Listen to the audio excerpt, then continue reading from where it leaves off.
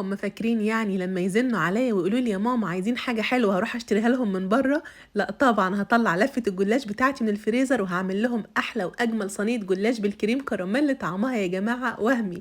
في الاول كده هنجيب طاسة ونحط فيها كوباية من السكر.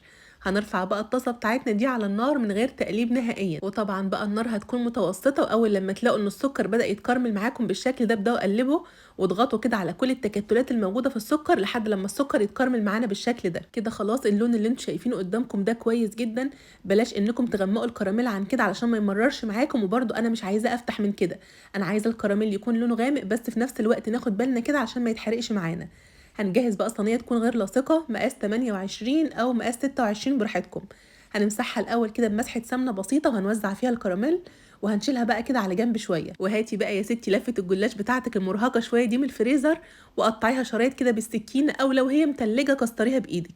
وهنبدا بقى ان احنا نفتح الشرايط دي من بعضها، وهنكون مجهزين عندنا نص كوبايه سمنه مذابه وهنقلبها كويس جدا. ممكن طبعا تحطي كل الكميه سمنه بس او زبده بس، او تعملي خليط كده بين السمنه والزبده.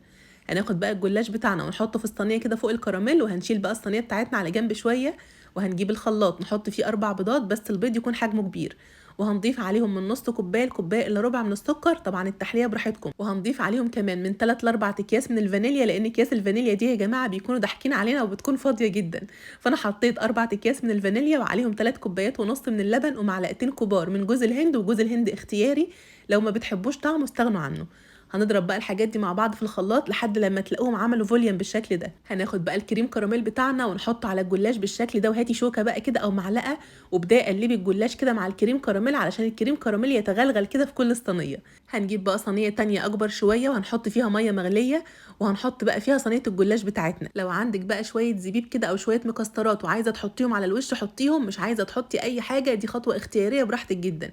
هنكون بقى مشغلين الفرن بتاعنا على اعلى درجه حراره لحد لما الفرن يسخن. بعد كده هننزل الحراره بتاعه الفرن على حراره 180، هنحطها في الرف اللي في النص، هتاخد معانا بالظبط كده من 50 ل 55 دقيقه. لو الفرن بتاعكم بقى بيوزع الحراره كويس وفيه مروحه مش هتشغلوا الشوايه خالص، اما لو الفرن بتاعكم بعافيه حبتين فاحنا هنشغل الشوايه بالظبط كده في اخر 5 دقايق.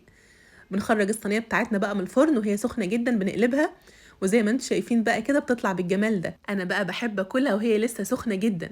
طبعا لو حابين تستنوا عليها لحد لما تبرد شويه بتكون حلوه قوي، بس انا بحبها جدا وهي سخنه مع كوبايه شاي كده بتكون خطيره. ان شاء الله بقى تجربوها ومتاكده انها تعجبكم جدا. وبس كده خلاص خلصنا، والفيديو بتاعنا النهارده خلص. يا رب الفيديو يكون عجبكم، وما تنسوش يا جماعه لو الفيديو عجبكم تعملوا ايه، تعملوا لايك وشير للفيديو. وبالف هنا مقدما، واشوفكم على خير بقى في الفيديو اللي جاي. مع السلامه.